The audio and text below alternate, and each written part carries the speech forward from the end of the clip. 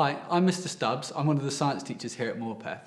Today's assembly, I'm going to tell you a little bit about a project I've been doing.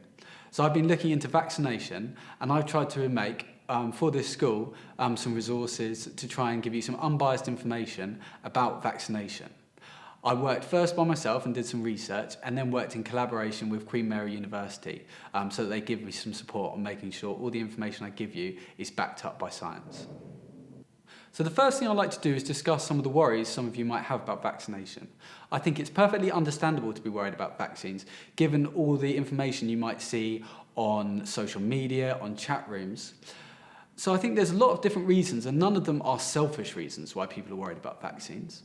The types of reasons might be that you're not really sure why people need them, that maybe you're worried about family members getting them, or yourself getting them, or you just don't really know how they work. And I hope some of those reasons I can address today and maybe put your mind at ease of some of the stuff you might have been reading online. The first thing I think is important to discuss is what actually vaccines are.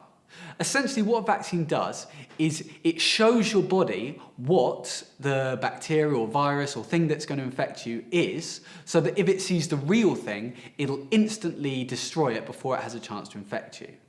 The first way the vaccines do that is you can have one where it basically breaks up little parts, the whole virus or the whole bacteria into little bits. Those little bits then can be injected into you, and although it can't make you ill because you're only getting parts of the virus or the bacteria, it will actually, your immune system will attack those little bits, destroy them, but remember what they look like in case the real virus or bacteria infects you. The second way that it can work is if you get the virus or the bacteria and make a weakened form of it. You take some bits away from it so it can no longer divide loads and infect you. What your body then does is it attacks those weakened forms of the virus or bacteria, and they really are harmless because they can't divide and infect you, and it will destroy them. Once again then, it remembers what the parts look like or what that virus or bacteria looks like, and then it can't harm you again. The third way, and the way that actually some of the companies who are making COVID vaccines are producing vaccines, is to inject a little bit of the virus DNA into your body. What happens is, when the virus DNA, which we call RNA, goes into your body, your cells are told to produce tiny little bits of the virus. And that's great because it means those little bits then trigger an immune response. What we've been saying, it triggers your body to attack the little bits that the cells have made.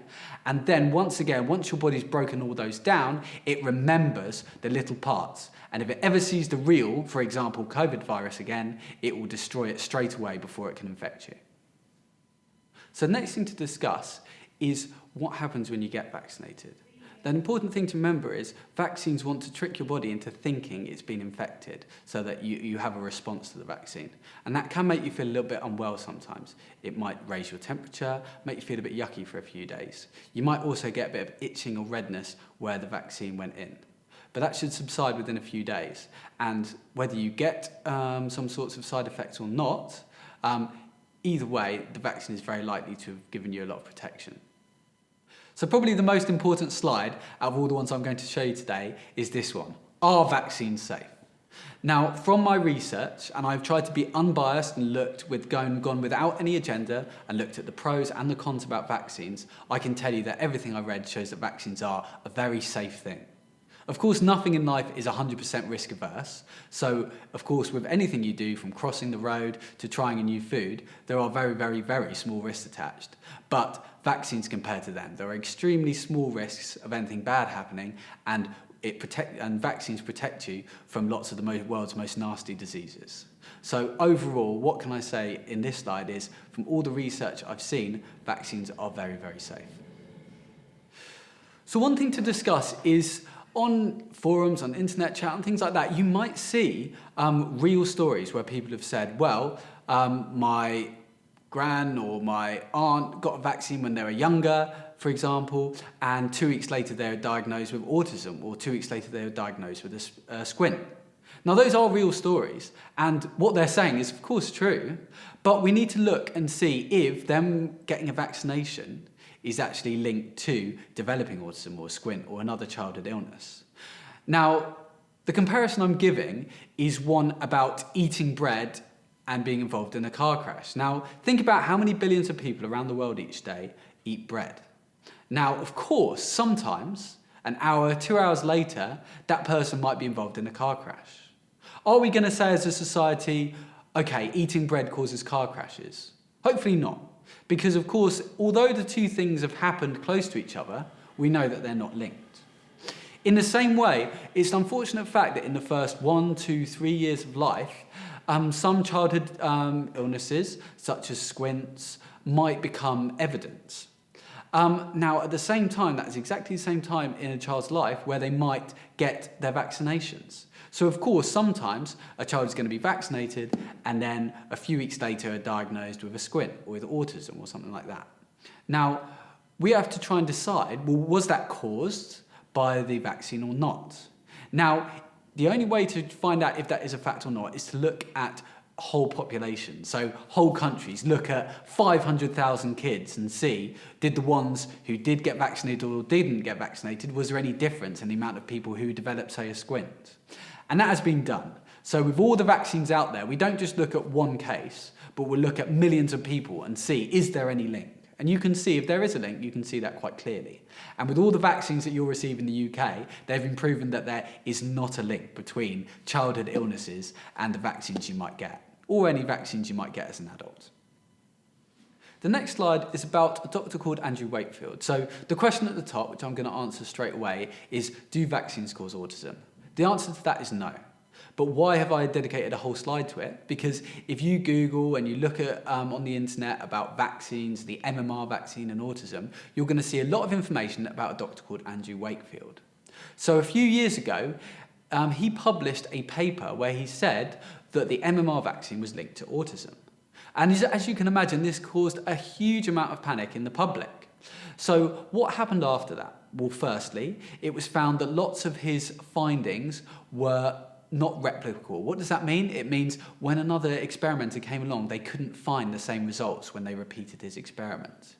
Later, it was also found that he'd faked some of the results. So there were fraudulent, fake results with the results that he'd made. And what's happened since then? So firstly, as a doctor, he's been struck off. That means he's not allowed to practice as a doctor in the UK anymore. The second thing that's happened is huge amounts of studies have been done because lots of people were obviously worried that this might be a factor, so did many different experiments to try and show that it wasn't, or just to see what was going on. So one experiment, there was over 600,000 children were studied in Denmark. And as I said before, what did they do? They compared the young children who had been vaccinated with those that haven't. And they looked, is there any different rates of autism in the two groups? And there wasn't. Both groups had exactly the same amount.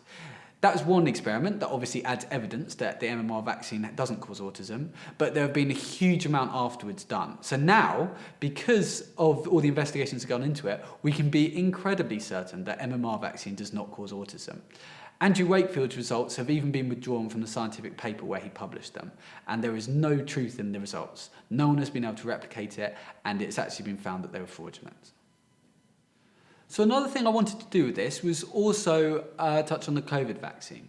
So for this, because it hasn't been around for very long, so there's not as much scientific literature out there, I spoke to researchers around the UK. So I contacted professors at lots of the big UK universities and asked them their opinion on, is the COVID vaccine being rushed? Is it safe? And it was quite interesting. So pretty much all the people I talked to made a point very quickly that because of the almost unlimited money, unlimited kind of experts, world experts, and because there are so many volunteers prepared to try the vaccine in the very early stages, these factors meant that basically lots of the problems that you'd normally have slowing down a vaccine and meaning that all the stages of approval could only be reached very slowly, could actually be reached really, really fast. So in a sense, unlimited experts, unlimited volunteers make lots of the problems that slow down other vaccines and other drugs from being developed, it makes those go away. So what is the kind of message from the experts? Well, the message is that all the same kind of hurdles and loopholes were jumped through by the vaccines, but it was able to do it quicker. So in the UK and the US, where these vaccines have been improved already, all those stages that any other drug or any other vaccine have to reach have been met, but because of all the money and time and experts, it's been able to be done a lot quicker. So the next few slides I'm going to show you have got some quotes from some of the researchers that I asked. The first quote is from Professor Daniel Peddington.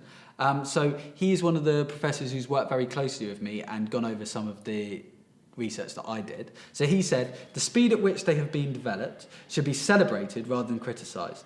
I would take these vaccines and be happy for my children to take them. To be honest, my biggest concern is the negativity that surrounds vaccines."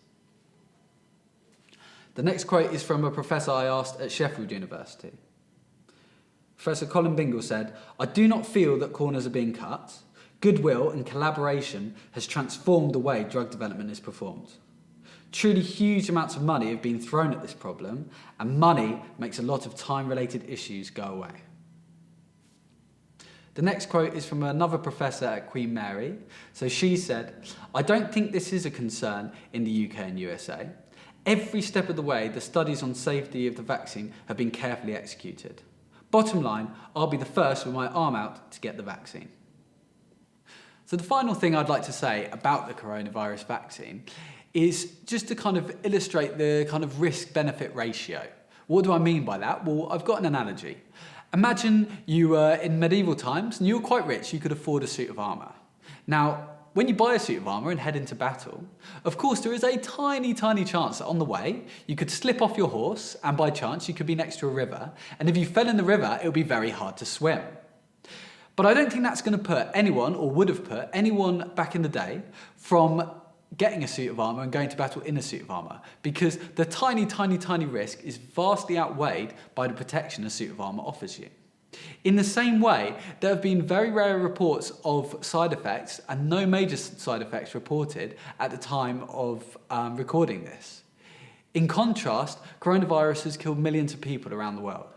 So especially if you're in an older age group, you might feel that getting the coronavirus vaccine, or one of the coronavirus vaccines, is a very good risk to benefit ratio. And even for younger people, which of course coronavirus affects younger people a lot less, but even in those terms, firstly, it protects you from a virus which still can be quite dangerous, and also it will protect elderly people you know and your relatives, and also stops it spreading around society.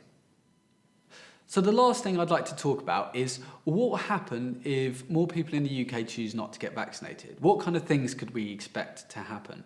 So firstly, I think it's very hard to imagine a time, hundreds of years ago, where if smallpox infected, say, the town you live in, 30% of the people you knew could end up losing their lives. Luckily, we don't live in those ages anymore. Smallpox has been eradicated completely around the world due to vaccination. The other two diseases on that picture, so you've got tetanus at the top and polio at the bottom, both those diseases are still problems in other parts of the world, and they can cause quite long-lasting effects to those people who are infected with them. In the UK, we don't get cases of either disease anymore because our vaccination rates are high enough that they can't infect the populations. Now, if less people in the UK choose to get vaccinated than before, there is a risk that some of these diseases, and other ones that aren't on these slides, might come back. An example of this was in 2015, where in California there was a measles outbreak, and they found that lots of the people, well, the people who did get infected were people who hadn't been vaccinated against the disease in childhood. So my final slide I undenied about putting up. It's obviously quite a boring slide, but what it is, it's my references. So for everything you've seen in the slides today, they each have a kind of number, and that number shows you where did I get that information from. So all the way through, I've got links, so you can see on this slide there are links, so that any information I use, you can go away and have a look at yourself. Now, lots of these are from peer-reviewed journals. What does peer review mean? It means other people have checked the results. They've gone over them, see if they think it's good science, good research, and sometimes even tried to do the results again and see if they still get the same results. If anybody else is telling you stuff about vaccines and giving you opinions, etc., I think one thing that is reasonable to ask is to ask them, well, where did you get that information from? If they can't tell you that, then I'd be a bit suspicious about using the information they give you. So the final thing I'd like to say, I've really enjoyed my project. It's taken about 2 to 3 months, and I've researched lots about vaccines and talked to some of the country's experts on vaccination. Now, for the rest of my life, I know I'm very happy to get vaccinated. And any children that I have, I will certainly get them vaccinated because I feel it protects them very well from any of the diseases they could get. I hope I've been able to give you some information that helps you make an informed choice for your life, whether you decide to get vaccinated or not. Thank you.